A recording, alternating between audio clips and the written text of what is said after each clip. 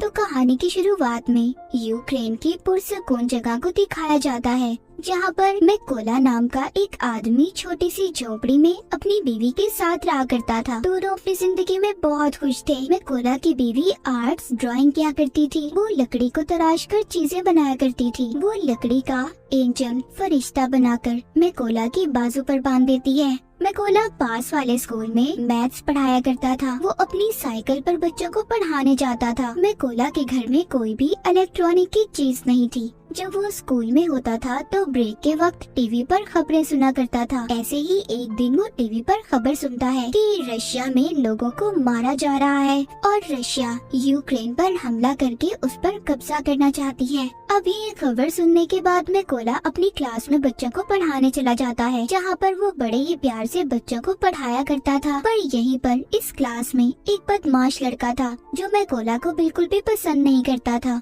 वो हर वक्त इन इरादों में रहता था कि कैसे मैकोला को स्कूल से बाहर निकाला जाए, पर उसने कभी भी उस लड़के की हरकतों पर गुस्सा नहीं किया था। एक दिन मैकोला जब स्कूल पढ़ाने जा रहा था, तभी रास्ते में कुछ सोल्जर्स फौजियों को देखता है, जिन पर ये ज्यादा ध्यान तो नहीं देता और स्कूल चला जाता है। पर जैसे ही ये स्कूल आता है तो देखता है सारा स्कूल खाली था। तब ये टीवी पर खबर सुनता है कि रशियन आर्मी यूक्रेन में घुस चुकी है और यहाँ पर कब्जा करना चाहती है। अब मैकोला को समझ आती है जो इसने रास्ते में फौजी देखे थे वो रशिया के थे। पूरे मामले को देखते ही ये फौरन से अपने घर की तरफ भागता है, क्योंकि उसकी बीवी घर पर अकेली थी। मगर अब बहुत देर हो चुकी थी। जब ये घर पहुंचता है तो देखता है रशियन फौजी उसकी बीवी को मार रहे थे। और जब मैकोला अपनी बीवी को बचाने की कोशिश करता है, फौजी उसे भी पकड़कर मारने लगते हैं। मैकोला उनसे कहता है, प्लीज मेरी बीवी को मत मारो, वो माँ बनने वाली है। पर वो कुछ भी नहीं सुनते और उसके घर को आग लगाकर जाने लगते हैं। अपने घर को जलता देखकर उसकी बीवी जैसे ही उठकर उन फौजियों पर पत्थर मारने लगती है तो एक रशियन फौजी उस पर गोली चला देता है, जिसकी वजह से मैकोला की बीवी मर चुकी थी।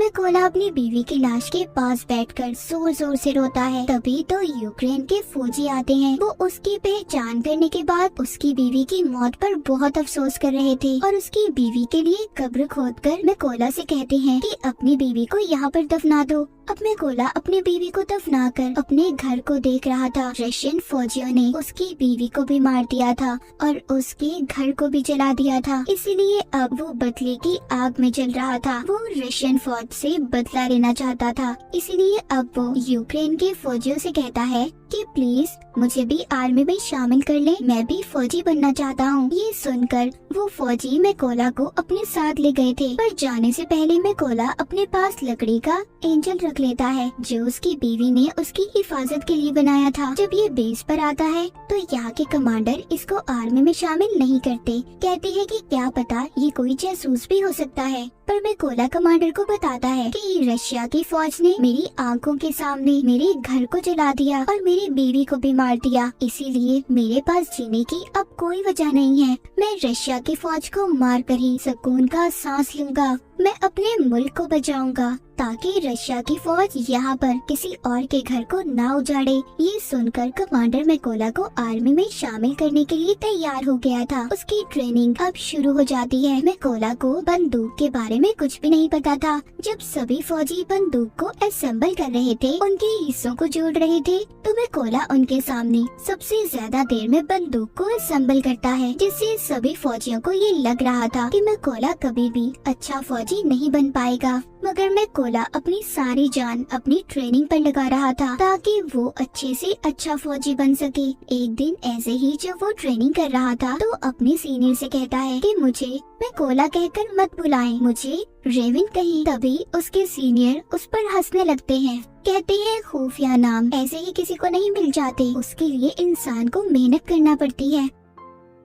अब मैकोला पूरी जान से ट्रेनिंग कर रहा था। रात को जब सभी सिपाही सो रहे होते थे तो तब भी मैकोला अपनी प्रैक्टिस करता रहता था। एक दिन उनका कमांडर सबसे कहता है कि हमारे पास स्नाइपर निशानेबाज की कमी है। कौन है जो तुम में से स्नाइपर बनना चाहता है? इनमें से बहुत कम लोग थे जो अपना हाथ ऊपर करते हैं। इन्हीं में से मैकोला भी था जो अपना हाथ ऊपर करता है। सभी उसे देखकर हंस रहे थे। कमांडर उसे कहता है तुम्हें तो बंदूक भी सही तरह से असेंबल नहीं करने आती, तो तुम क्या स्नाइपर बनोगे? मैकोला कहता है मैं एक अच्छा स्नाइपर बन सकता हूँ, आप मेरा कोई भी टेस्ट ले सकते हो। कमांडर उसको टेस्ट लेते हुए कहता है कि तुम्हें सिर्फ 20 सेकंड में इस बंदूक को असेंबल करना होगा। अब मैकोला अपनी आंखों पर पट्टी बांधकर बंदूक को जोड़ना शुरू करता है और सिर्फ 18 सेकंड में उसने बंदूक को असेंबल कर दिया था। ये देखकर सभी हैरान हो गए थे। जो लोग पहले इस पर हंस रहे थे वो अब इसके लिए तालियां बजा रहे थे। इसके बाद मैकोला की स्नाइपर की ट्रेनिंग शुरू हो गई थी। वो जी जान लगाकर स्नाइपर की ट्रेनिंग कर रहा था। वो दिन भी आ गया था जब सभी स्नाइपर्स को उनकी बंदूकें दी जाती हैं। जहाँ पर सबको अच्छे मॉडल की बंदूकें दी गई थी, वहीं पर मैकोला को पुरानी बंदूक दी जाती है जो सही से काम भी नहीं करती थी। जब मैकोला अपने सीनियर से कहता है कि सर मुझे भी नई बंदूक चाहिए, तो उसका सीनियर उसे गुस्से से जवाब देता है। कहता है कि पहले तुम्हें खुद को साबित करना होगा कि तुम एक अच्छी स्नाइपर हो, तभी तुम्हें बंदूक दी जाएगी। अब सबकी ट्रेनिंग शुरू हो गई थी। इनका सीनियर सबसे कहता है जब तुम अपना निशाना लगा रहे होगे तो तुम्हें चाहे कोई भी परेशानी आ जाए, तुम अपने टारगेट से नहीं हिलोगे और अपने टारगेट पर पूरा ध्यान लगाकर निशाना लगाओगे। सीनियर सभी के पास बारी बारी जाता है और सबके पास गोलियां चलाता है। जो भी स्नाइपर जरा सा भी गोली लगने के डर से हिलता है उसको ट्रेनिंग से बाहर कर दिया गया था। जब सीनियर मैकोला के पास जाकर गोली को चलाता है तो उसे कोई भी फर्क नहीं पड़ता, वो जरा सा भी नहीं हिला था। जब वो अपने टारगेट पर निशाना लगा रहा था तभी सीनियर उसके पास आकर कहता है कि तुम अपने टारगेट को सिर्फ एक दफा ही देख सकते हो और उसकी आंखों के आगे कुछ रख देता है। अब मैकोला जब निशाना लगाता है तो उसका निशाना चूक गया था, मगर सब जानते थे कि अगर मैकोला को नई बंदूक दी जाती और आंखों के आगे कुछ न आता तो उसका निशाना लग जाता। रात को स्नाइपर का नाइट शूट टेस्ट होता है जिसमें इन्हें रात के अंधेरे में अपने टारगेट को देखकर उस पर निशाना लगाना था। ये फ्लेयर गन को चलाकर सबको एक ही बार उनका टारगेट दिखाया जाता है। सब निशाना लगाते हैं पर मैकोला निशाना नहीं लगाता। वो अपने दिमाग में फासले को देखकर मीटर का अंदाजा लगाकर फिर निशाना लगाता है जिससे उसका निशाना बिल्कुल ठीक लगता है, जो आज तक किसी ने नहीं किया था। वो मैकोला ने कर दिखाया था। सबका अब रिजल्ट आ चुका था। सीनियर मैकोला को सैल्यूट करता है और कहता है तुम पास हो चुके हो। जिसके बाद कर्नल मैकोला से कहते हैं अपने सभी जरूरी सामान को पैक कर लो, तुमने एक जरूरी मिशन पर जाना है। मैकोला का पहला मिशन ये था कि पास ही एक चेक पॉइंट पर रशियन आर्मी ने कब्जा किया हुआ था जिसको इन लोगों ने उनसे छुड़वाना था। मैकोला अपने साथियों के साथ उस जगह पर पहुंच जाता है। इन सबको एक एक टारगेट दिया गया था। सभी अपनी पोजीशंस ले लेते हैं जहां पर बैठकर इन्होंने निशाना लगाना था। जब ये इन पर शूट करने वाले थे तो देखते हैं एक गाड़ी चेक पॉइंट की तरफ जा रही थी। कर्नल सबको गोली चलाने से मना करते हैं। वहीं पर रशियन आर्मी गाड़ी को रोक लेती है जिसमें एक कपल कहीं पर जा रहा था। रशियन आर्मी ने उन लोगों का पासपोर्ट ले लिया था और उन्हें काफी बुरी तरह से मारने लगते हैं। ये देखकर कर्नल सभी स्नाइपर को गोलियां चलाने का कहता है और एक ही झटके में सभी स्नाइपर रशियन आर्मी को मार गिराती है। इनका पहला मिशन पूरा हो गया था। ये सभी खुशी खुशी अपने बेस पर वापस आ गए थे। जब मैकोला अपने बाकी साथियों को देखता है तो वहाँ पर कोई भी नहीं था। उसे पता चलता है कि वो दूसरे मिशन पर है। मैकोला को ये भी पता चल गया था कि उस मिशन में इसके बहुत से साथी भी मर गए हैं और उन सबको एक ही रशियन स्नाइपर ने मारा है जो रशियन आर्मी का सबसे बेहतरीन स्नाइपर है। कुछ दिन के बाद इनका दूसरा मिशन भी शुरू हो गया था। ये सभी उस जगह पर पहुंच जाते हैं जहां पर रशियन आर्मी कब्जा करने वाली थी। सबसे पहले मैकोला हर जगह पर अपने साथियों के साथ बॉम्ब लगा देता है और फिर घास में छुपकर रशियन आर्मी का इंतजार करने लगता है। कुछ वक्त के बाद रशियन आर्मी उधर आने लगी थी। तभी मैकोला देखता है उन रशियन फौजियों में मैकोला का एक स्टूडेंट भी था जो स्कूल में इसे परेशान किया करता था। ये वही बदमाश लड़का था और अब वो रशियन आर्मी में शामिल हो चुका था। जैसे ही कर्नल इन्हें शूट करने का कहते हैं तो मैकोला थोड़ा सा घबरा गया था क्योंकि ये अपने स्टूडेंट को मारना नहीं चाहता था, पर फिर भी ये अपने सभी जज्बात को साइड पर रखकर गोली बॉम्ब वाली जगह पर चला देता है जिससे बहुत बड़ा धमाका होता है। सभी रशियन फौजी मारे जा चुके थे। बाद में कर्नल जब मैकोला के पास आते हैं तो पूछते हैं तुम क्या सोच रहे थे। मैकोला बताता है कि उन रशियन फौजियों में मेरा एक स्टूडेंट भी था। कर्नल कहते हैं कि वो उस लड़के ने चुना है कि वो गद्दारों में शामिल हो गया, इसीलिए तुम्हें उसके लिए बुरा मानने की जरूरत नहीं है। इसके बाद ये वापस से बेस पे आ चुके थे। कर्नल ज्यादातर अपना वक्त अब मैकोला के साथ ही गुजारते थे, क्योंकि अब कर्नल पूरी तरह से मैकोला पर यकीन करने लगे थे। कर्नल मैकोला को बताते हैं कि मेरी 2 बेटियां हैं और उन्हें नहीं पता कि मैं आर्मी में कर्नल की पोस्ट पर हूँ। उनको मैं ये कह कर आया हूँ कि मैं बहुत बड़ा बिजनेस करता हूँ और मेरी बीवी ने भी मेरी बेटियों को नहीं बताया। ये सुनकर मैकोला भी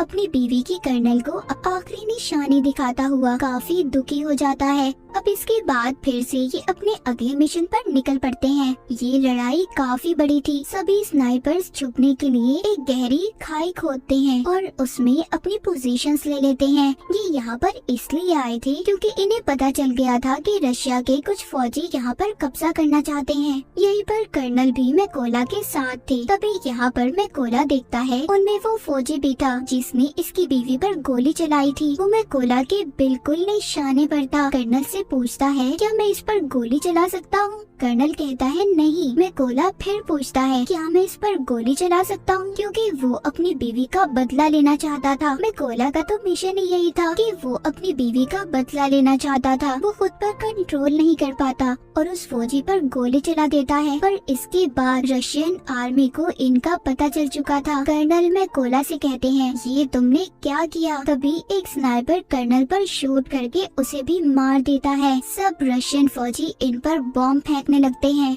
मैकोला कर्नल की लाश को बेस पर ले आया था, पर बहुत ज्यादा दुखी था क्योंकि उसकी गलती की वजह से कर्नल मारा जा चुका था। मैकोला ने अब ये कसम भी खाई थी कि वो उस स्नाइपर को कहीं से भी ढूंढ कर लाएगा और कर्नल की मौत का बदला लेगा। इसलिए वो अगले मिशन के लिए अकेला ही निकल गया था। उसको उस स्नाइपर की जगह के बारे में भी पता चल जाता है। वो अब अपने टारगेट को फिक्स करके एक स्नाइपर को मार गिराता है, पर वहाँ पर एक स्नाइपर मैकोला पर गोली चला देता है जो उसको लगती तो नहीं, पर वो जख्मी हो गया था। लेकिन स्नाइपर को भी मैकोला ने मार दिया था। अब क्योंकि वो जख्मी था इसलिए खुफिया जगह पर जाकर अपने जख्म के ठीक होने का इंतजार करने लगता है। तभी उसे अपने हेड की कॉल आती है जो बताते हैं कि हमें उस स्नाइपर का पता चल चुका है जिसने कर्नल को मारा था। तुम जल्दी से बेस पर आ जाओ। मैकोला अब बेस पर आ चुका था। जब इनकी ट्रेनिंग शुरू होती है तो इन्हें बताया जाता है कि वो स्नाइपर बहुत ही खतरनाक है। उसका निशाना आज तक गलत नहीं लगा। हेड यहाँ पर ये भी बताते हैं कि वो पहले यूक्रेन के फौजियों को मारता है, फिर उनकी वीडियोस बनाकर इंटरनेट पर डालता है ताकि यूक्रेन आर्मी हार मान ले। हेड बताते हैं कि हम 2 ग्रुप्स में जाएंगे। बिल्डिंग के अंदर वो स्नाइपर है, हम वहाँ पर जाकर उन पर हमला करेंगे। तभी मौके का फायदा उठाकर मैकोला उस स्नाइपर को मार देगा। प्लान बन जाने के बाद ये सब लोग ऐसा ही करते हैं। सभी उस जगह पर जाकर अपनी अपनी पोजीशंस ले लेते हैं और ये रशियन का ध्यान भटकाने में कामयाब हो जाते हैं। और मैकोला इसी बात का फायदा उठाकर अंदर जाकर रशियन स्नाइपर को मार देता है। मैकोला अपने साथियों से कहता है कि मेरा रास्ता साफ कर दो। ये सुनकर सभी मैकोला के साथी रशियन आर्मी पर गोलियां चलाकर उन्हें मार देते हैं। अब अंदर जो स्नाइपर छुपकर बैठा था जिसको मैकोला मारने आया था, वो सोचता है कि कोई भी फौजी उसकी बात का जवाब नहीं दे रहा। जब ये ऊपर छत पर चेक करने जाता है तो वहाँ पर जो रशियन स्नाइपर था वो मर चुका था। ये देखकर वो वापस से अपने पोजीशन पर आ जाता है। जब वो सामने मैकोला की बीवी का बनाया हुआ एंजल देखता है तभी मैकोला ऊपर से छलांग लगाकर उस स्नाइपर को मार देता है। जब दूसरे स्नाइपर को थोड़ी आवाज आती है तभी मैकोला उसके पास भी एक बॉम्ब फेंकता है